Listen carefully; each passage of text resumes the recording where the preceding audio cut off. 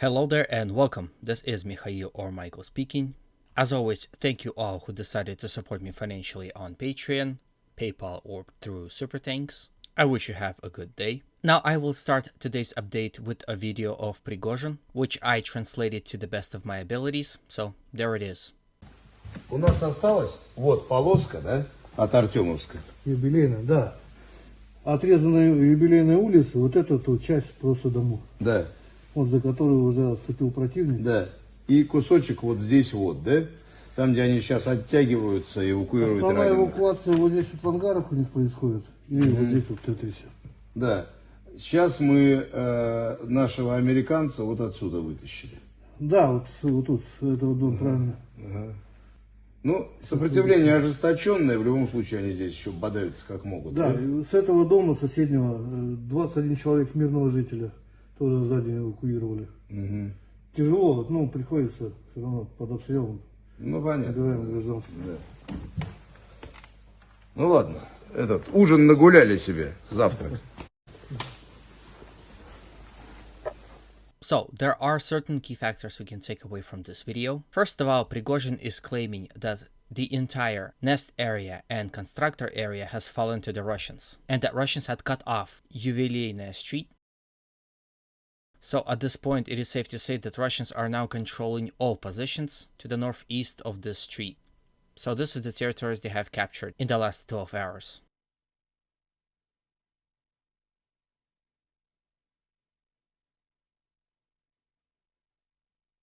This video also claims that the last Ukrainian defensive positions are here in the so-called Domino sector.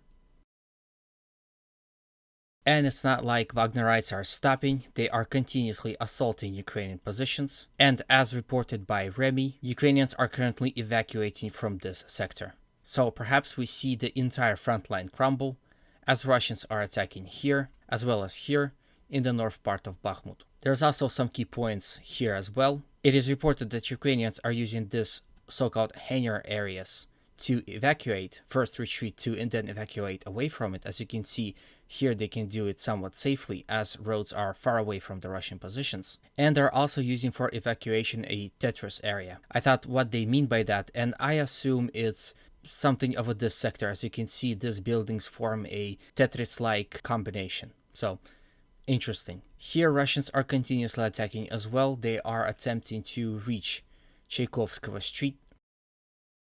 But as of right now, the results of those Russian attacks is unclear. So we zoom out and take a look at the entire situation. As you can see, very little of the city is in control of Ukrainian forces. They still have means to retreat. For example, they can still take several roads. For example, from here, and then from the hangar area and Tetris area along the Tchaikovskого Street towards Ivanivske. As you can see, if the situation here is as reported, Bakhmut might fall within few hours to a day. Ukrainians have depleted their abilities to defend Bakhmut, and it would seem like that this counterattack was perhaps to draw Russians away from the roads and safely escort Ukrainian troops from Bakhmut. One more indication of that really happening is because overall counterattacks had stopped. Ukrainians are not able to advance anymore anywhere on the front line as of right now. So perhaps this was not a unblocking operation, but a diversion to save time and push back Russians just enough to withdraw their troops. Here is a video of artillery working within Bakhmut. Now, before I show you this video, I want to say a few things. I want to say that some of my viewers are not able to see those videos. For some reason, they are watching my videos and everything is fine, but then when it's time for the war footage, it just cuts off or not showing anything at all. Well, it would seem that you are experiencing classical censorship within the free Western world, so maybe consider joining my Rumble account if you still have this issue. That means it's not YouTube banning those footages, it's your country. So I pray to your safety then. So anyhow, this is the video.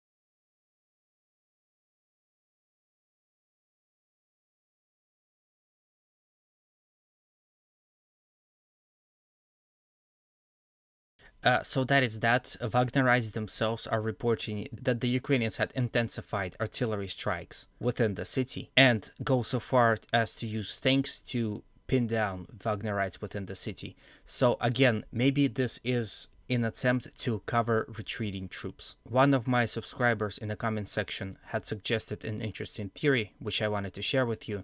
Basically, it is the idea that now that Ukrainians had stretched out all across the front line, they in a way weakened their positions overall, and with Russians capturing Bakhmut, they can now concentrate a bigger punch and punch through somewhere perhaps near Ivanivsky or Chasiv Yar. So it's an interesting perspective to suggest that this successful counterattack was more beneficial to the Russians than to Ukrainians. Here we quickly jump to a pro-Ukrainian map. Interestingly enough, it is being updated, and there is interesting situation here near Orekhovo, Vasilivka and Alan E40 highway. As you can see, the situation have changed. Now, this is neither a Russian counterattack, because once again, not only E40 highway is important because it leads to Slavyansk and Kramatorsk, there is also a forest patch located here for which Russians and Ukrainians have been fighting. And again, this could be a Russian counterattack, or perhaps it was a misjudgment by pro-Ukrainian sources, and they have claimed more territory than they actually controlled. So here it is. Also here we can see that more regiments are appearing here to this flank, so Russians are concentrating more and more troops. Again, perhaps with the fall of Bakhmut, we might see a Russian counterattack to gain back all the territory that they have lost. Anyway, go to a comment section and give me your opinion on all this situation. So this is the end of the video. I hope I kept it short. If you liked it, please consider supporting it with a like, comment and a subscription. Those actions promote my videos to a wider audience, thus helps spread the message.